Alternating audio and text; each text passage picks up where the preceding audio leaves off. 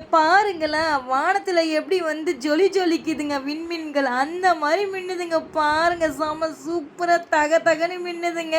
இன்னைக்கு சாப்பிட்றதோட இந்த குழம்பு நாளைக்கு வச்சு சூடு பண்ணி சாப்பிட்டீங்கன்னா அம்புட்டு ருசியா இருக்குங்க. அப்படியே வாயில பட்டா தேன் மாரி இருக்குங்க.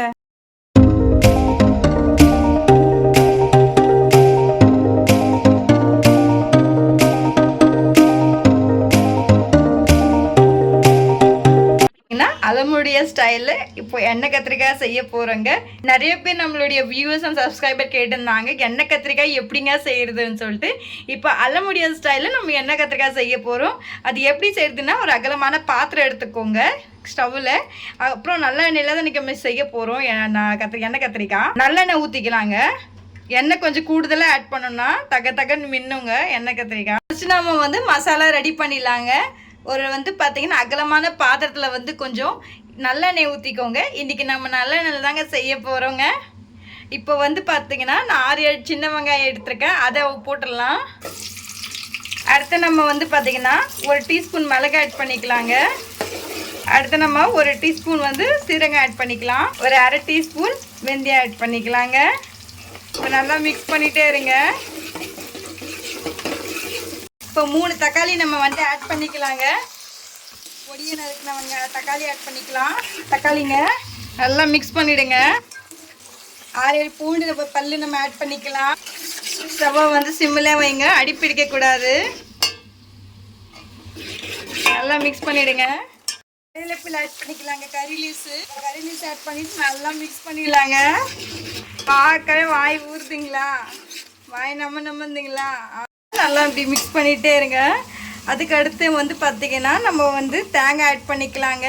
உங்களுக்கு துருவி ஆட் பண்ணணுன்னா நீங்கள் துருவி ஆட் பண்ணிக்கலாம். நான் அப்படியே ஸ்லைஸாக கட் பண்ணிட்டேங்க. இங்கே பாருங்கள், நான் ஸ்லைஸாக கட் பண்ணிட்டேன். 2 வதக்குங்க. அதிகமாக தேங்காய் போடக்கூடாதுங்க. இன்றைக்கி நம்ம 1/4 கிலோ கத்திரிக்காய் தாங்க எடுத்துருக்கோம். அதுக்கு தகுந்த மசாலா தாங்க நாங்கள் வதக்குறோம். இப்போது 2 நிமிஷத்துக்கு அப்படியே கிண்டிக்கிட்டே இருங்க, அடி பிடிக்கக்கூடாது. கல்லுப்பு ஆட் பண்ணிக்கலாங்க. கல்லுப்பு ஆட் பண்ணிவிட்டு நம்ம நல்லா வதக்கிடலாங்க. ஒரு 5 நிமிஷத்துக்கு அப்படியே வதக்கிட்டே இருங்க. நல்லா இப்படி மிக்ஸ் பண்ணுங்க. வியூவர்ஸ் உங்களுக்காக தான் செய்கிறேன். இன்றைக்கி கேட்டிருந்தீங்க என்கிட்ட கத்திரிக்காய் எப்படி செய்கிறதுன்னு சொல்லிட்டு. அதனால தான் உங்களுக்காக இந்த வீடியோ இன்றைக்கி போடுறேன். நல்லா மிக்ஸ் ஆகிடுச்சு. அடுத்து நம்ம ஸ்டவ் ஆஃப் பண்ணிவிட்டு ஃபேன் காற்றுல ஒரு 10 நிமிஷம் ஆற விட்டுடலாங்க. ஆற விட்டுட்டு நம்ம மிக்ஸி ஜாரில் அரைச்சிடலாங்க. அடுத்து நம்ம மிக்சிங் பவுலில் ட்ரான்ஸ்ஃபர் பண்ணிடலாங்க. டீஸ்பூன் காஷ்மீரி மிளகாத்தூள் ஆட் பண்ணிக்கோங்க. லைட்டாக தண்ணி ஆட் பண்ணிவிட்டு ஃபைன் பேஸ்ட்டாக அரைச்சிருங்க. வாங்க அரைக்கலாம். அரைச்சிட்டு வாங்க. இதை எடுத்து ஓரமாக வச்சிடலாம். பார்த்திங்கன்னா எண்ணெய் கத்திரிக்காய் செய்ய போகிறேங்க. எண்ணெய் கத்திரிக்காய் பார்த்திங்கன்னா இன்றைக்கி நான் 1/4 கிலோ தாங்க எடுத்திருக்கேன். இந்த முனையெல்லாம் நம்ம கட் பண்ணிடலாங்க. இங்கே பாருங்கள், இந்த முனை இருக்குல்ல, இதெல்லாம் கட் பண்ணிடலாம். கட் பண்ணிட்டோங்க. இப்போ பாருங்கள், கத்திரிக்காவை பார்த்திங்கன்னா இந்த மாதிரி 4 சைஸாக நான் எடுத்துருக்கேங்க. 4 சைஸாக நம்ம கட் பண்ணிட்டோங்க. இப்போ பார்த்திங்கன்னா பார்த்துங்க, நீங்கள் பார்த்திங்கன்னா ரொம்ப முனையில் கட் பண்ணக்கூடாது, பாதியை தான் கட் பண்ணுங்க. இல்லைனா கத்திரிக்காய் பார்த்திங்கன்னா பீஸாக ஆகிடும். உள்ளே செக் பண்ணிக்கோங்க ஏதாவது பூச்சி இருக்கான்னு சொல்லிட்டு. இங்கே பாருங்கள், நம்மக்கிட்ட இருக்கிறது பார்த்திங்கன்னா க்ளீனாக இருக்குது, நல்லா இருக்குது. கத்திரிக்காய் எல்லாமே நீங்கள் என்ன பண்ணுறீங்கன்னா இதே மாதிரி கட் பண்ணிவிடுங்க. பார்த்துக்கூடாது, இது விடக்கூடாதுங்க, தண்ணியிலே விடுங்க. அப்படியே கட் பண்ணிட்டோம். அடுத்து நம்ம அரைச்சி வச்ச மசாலா இதில் தட்டில் போட்டுக்கலாங்க. இங்கே பாருங்கள், நான் ஆட் பண்ணிட்டேன். இதான் அப்படின்னா ஸ்டஃபிங் வச்சிடலாங்க உள்ளே. இங்கே பாருங்கள், இப்போ இந்த கத்திரிக்காய் இருக்குங்கள, இந்த கத்திரிக்காய் பார்த்திங்கன்னா ஸ்டஃபிங் வச்சிடலாம் உள்ளே. இங்கே பாருங்கள், நல்லா நான் ஸ்டஃபிங் வச்சிடுறேன். ஃபுல்லாக அப்ளை பண்ணிடணுங்க. நீங்கள் மசாலா வதக்கினதுக்கப்புறமா தாங்க நீங்கள் கத்திரிக்காவை பார்த்திங்கன்னா கட் பண்ணணும். அதுக்கு முன்னாடி நீங்கள் கட் பண்ணிங்க அப்படின்னா உள்ளெல்லாம் கருப்பாயிடுங்க. இப்போது இதே மாதிரி நம்ம கட் பண்ண கத்திரிக்காய் எல்லாமே நம்ம மசாலா அப்ளை பண்ணிவிட்டு உங்கள்கிட்ட காட்டுறேன்.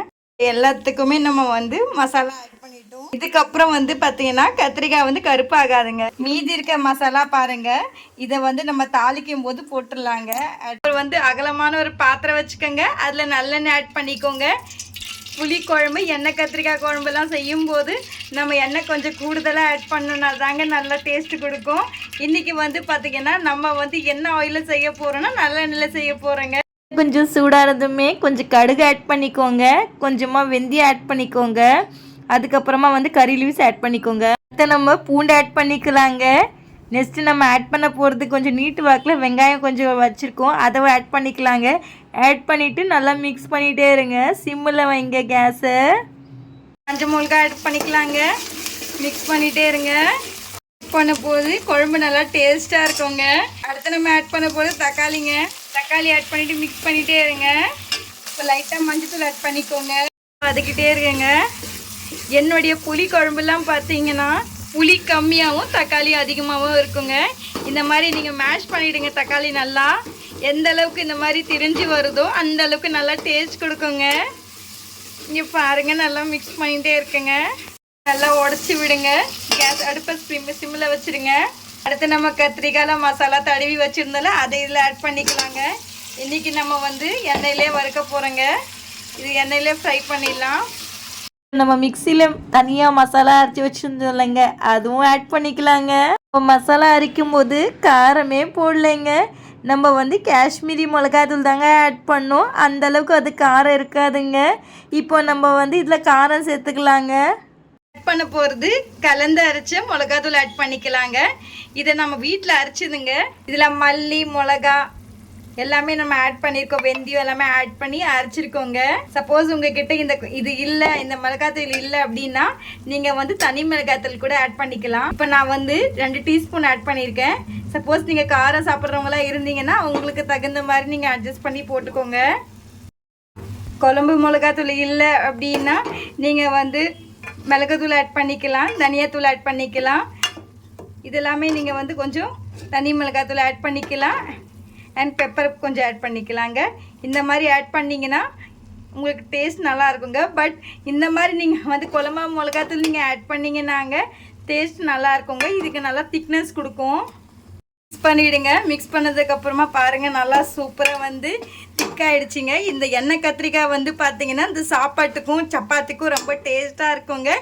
சாப்பிட்றதோட இது மறுநாள் சூடு பண்ணி சாப்பிட்டிங்கன்னா டேஸ்ட் நல்லா இருக்குங்க. அடுத்து நம்ம ஒரு கிளாஸில் தண்ணி ஆட் பண்ணிக்கலாங்க. இதில் எண்ணெய்லாம் திரிஞ்சு மேலே வந்துடுச்சிங்க. பாருங்கள், நல்லா தெரியுதுங்களா. அடுத்து நம்ம எலுமிச்சை சைஸில் வந்து பார்த்தீங்கன்னா ஒரு புளி எடுத்துருக்கோம். அதை பிழிஞ்சு நல்லா தண்ணியை வந்து வடிகட்டிட்டோங்க. அதை நம்ம ஆட் பண்ணிக்கலாம். இங்கே பாருங்கள், உங்களுக்கு தகுந்த மாதிரி நீங்கள் வந்து ஆட் பண்ணிக்கோங்க. ஏன்னா வந்து பார்த்தீங்கன்னா நான் செய்கிற குழம்பு எல்லாமே புளி குழம்பெல்லாம் வந்து புளி கம்மியாகவும் தக்காளி அதிகமாகவும் ஆட் பண்ணுங்க. அப்போ தான் நல்லா இருக்கும் குழம்பு. அடுத்த வந்து கத்திரிக்காய் வேகிறதுக்கு நம்ம தண்ணி கொஞ்சம் ஆட் பண்ணிக்கலாங்க. இங்கே பாருங்கள், தண்ணி ஊற்றிட்டேன். அதெல்லாம் எப்படி இருக்குன்னு பார்த்துக்கோங்க. ஆல்ரெடி நம்ம வந்து மசாலா அரைக்கும் போது வந்து உப்பு ஆட் பண்ணியிருந்தோங்க. இந்த குழம்புக்கு தகுந்த மாதிரி நம்ம உப்பு ஆட் பண்ணிக்கலாங்க. நான் கல் உப்பு தாங்க ஆட் பண்ணுறேன். கல் உப்பு ஆட் பண்ணால் டேஸ்ட் நல்லா இருக்குங்க. நல்லா குழம்பு கொதிக்குதுங்க. குழம்பு கொதிக்கும் போது நல்லா இருக்கும். அந்த கம கம்முன்னு வாசனை வருதுங்க. இது சுண்டும் போது இன்னும் டேஸ்ட் வேற லெவலில் இருக்குங்க. அடுப்பை சிம்மில் வச்சுக்கோங்க. ஹை ஸ்பீடில் வைக்காதீங்க, சிம்மில் வைங்க. அடி பிடிக்கக்கூடாது. சிம்மில் வச்சு நல்லா கொதிக்கட்டுங்க. போட்டு நல்லா வந்து கொதிக்க விடுங்க. அப்பப்போ கொஞ்சம் கிண்டிக்கிட்டே இருங்க. நல்லா சுருண்டு மேலே வருதுங்க. எண்ணெய்லாம் பாருங்கள் திரிஞ்சு மேலே வருது. காரக்குழம்பு நீங்கள் வந்து தண்ணியாக கூட நீங்கள் எடுத்துக்கலாம், இல்லை உங்களுக்கு திக்காக வேணும்னா கூட எடுத்துக்கலாம். அடுத்த நம்ம வந்து பார்த்தீங்கன்னா வெல்லம் கொஞ்சம் ஆட் பண்ணிக்கலாம். தூள் பண்ணி வச்சுருக்கோம். சப்போஸ் உங்களுக்கு வேணான்னா இதை நீங்கள் ஸ்கிப் பண்ணிடலாங்க. இந்த குழம்புல வந்து பார்த்தீங்கன்னா கொஞ்சம் காரம், கொஞ்சம் உப்பு, புளி எல்லாம் ஆட் பண்ணியிருக்கோங்க. கூடவே இந்த வெல்லம் ஆட் பண்ணும் போது டேஸ்ட் இருக்கும் பாருங்க, வேற லெவலில் இருக்குங்க. இந்த குழம்பு வந்து நீங்கள் இப்போ சாப்பிட்றத விட மறுநாள் நீங்கள் வந்து வச்சு சூடு பண்ணி சாப்பிட்டீங்கன்னா வீடு வாசம் அப்படியே மனம் மணக்குங்க. நல்லா கொதிச்சிருச்சிங்க. அடுத்து நமக்கு லைட்டாக கொத்தமல்லி ஆட் பண்ணிக்கலாங்க. இங்கே பாருங்கள், இப்போ நம்ம கொத்தமல்லி ஆட் பண்ணிட்டோம். அடுத்து நம்ம ஸ்டவ் ஆஃப் பண்ணிடலாங்க. ஸ்டவ் ஆஃப் பண்ணிவிட்டு லைட்டாக நல்லெண்ணெய் மேலே ஆட் பண்ணிக்கோங்க. நல்லெண்ணெய் எதுக்கு நம்ம ஆட் பண்ணுறோன்னா அந்த குழம்பு வாசனை அப்படியே தூக்குங்க. அந்த மூடியை திறக்கும் போது வீடே ஃபுல்லாக மனம் மணக்குங்க. நீங்கள் செய்யும்போது லவ்வோடவும் கொஞ்சம் அன்போடவும் செய்யுங்க. நல்லா இல்லாத குழம்பு கூட டேஸ்ட் கம கமன்னு வாசனை தூக்குங்க. நம்ம ஸ்டவ் ஆஃப் பண்ணிட்டோம். ஸ்டவ் ஆஃப் பண்ணிவிட்டு நம்ம இறக்கிட்டோம். மேலே கொரியண்டர் லீவ்ஸ் ஆட் பண்ணியிருக்கோம் அண்ட் கறி லீவ்ஸோடைய ஃபுல்லாக இலை இருக்குல்ல அதை ஆட் பண்ணியிருக்கோம். இப்போ நம்ம சர்வ் பண்ணிடலாங்க. பாருங்க சுட சுட சாப்பாடு இங்கே பாருங்க சூப்பராக இருக்குது. மணக்க மணக்க சாப்பாடும் கொதிக்குதுங்க. இப்போ பாருங்க கூட ஒரு கத்திரிக்காய் குழம்பு சூப்பரான மணக்க மணக்க வாசனையோடுங்க. பார்க்கவே வாய் ஊறுதுங்க. பாருங்கள் செம்ம சூப்பராக இருக்குது. இதுக்கு வந்து பார்த்தீங்கன்னா சைட் டிஷ் வந்து பார்த்தீங்கன்னா ஒரு பெப்பர் போட்ட ஆம்லேட்டுங்க. நல்லா இருக்குங்களா? இந்த ரெசிபியை ட்ரை பண்ணுங்கள். ட்ரை பண்ணிட்டு உங்களுடைய ஃபீட்பேக்கை மறக்காமல் என்னுடைய கமெண்ட் செக்ஷனில் சொல்லுங்கள். இங்கே பாருங்கள் செம்மையாக இருக்குது. இதுக்கு வந்து நீங்கள் சைட் டிஷ் முட்டை கூட எடுத்துக்கலாங்க, இல்லை அப்பளம் வறுக்கணுன்னு கூட வறுத்துக்கலாம். இங்கே பாருங்கள் செம்மையாக இருக்குது. இந்த ரெசிபி உங்களுக்கு பிடிச்சிருந்தா ட்ரை பண்ணுங்கள். நிறைய டவுட்ஸ் இருந்தால் என்னுடைய கமெண்ட் செக்ஷனில் சொல்லுங்கள். இந்த ரெசிபி கண்டிப்பாக ட்ரை பண்ணிவிட்டு உங்கள் ஃப்ரெண்ட்ஸ் அண்ட் நண்பர்களுக்கு கண்டிப்பாக ஷேர் பண்ணுங்கள். இது அலமுடிய ஸ்டைலில் நான் இப்போ எண்ணெய் கத்திரிக்காய் செஞ்சுருக்கேன். செய்யும்போது தயவு செஞ்சு கொஞ்சம் லவ்வோடையும் கொஞ்சம் அன்போடையும் செய்யுங்க. நல்லா இல்லாத குழம்பு கூட நல்லா டேஸ்ட்டாக மணக்குங்க. இந்த மாதிரி நீங்கள் இறக்கும்போது என்ன பண்ணுறீங்கன்னா கொஞ்சமாக வந்து நல்லெண்ணெய் ஆட் பண்ணிங்கன்னா வீடே வாசனையில் தூக்குங்க. இந்த வீடியோ பிடிச்சிருந்தா ஒரு நண்பர்களுக்கும் ஷேர் பண்ணுங்கள். இந்த குழம்பு நீங்கள் செய்யும்போது ப்ளீஸ் கொஞ்சம் வந்து பார்த்தீங்கன்னா நீங்கள் புளி கம்மியாக ஆட் பண்ணுங்கள். புளி கம்மியாக ஆட் பண்ணிவிட்டு தக்காளி கொஞ்சம் தூக்கலாக ஆட் பண்ணிங்க அப்படின்னா கொஞ்சம் வந்து குழம்பு நல்லாயிருக்கும், உங்கள் டேஸ்ட்டு கொடுக்கும். ப்ளீஸ் தயவு செஞ்சு என்னோடய வீடியோவுக்கு லைக் பண்ணுங்கள், ஷேர் பண்ணுங்கள், கமெண்ட் பண்ணுங்கள். என்னுடைய வீடியோ பார்த்ததுக்கு ரொம்ப ரொம்ப நன்றிங்க. நாளைக்கு ஒரு புதிய டிஷ்ஷுடன் இப்போ சந்திக்கும் வரை ஒரு ஈஸியான டிஷ்ஷில் நம்ம பார்க்கலாம். இப்போ உங்களுடைய அளமும் விடை பெறுவது. டேக் கேர், பாய்.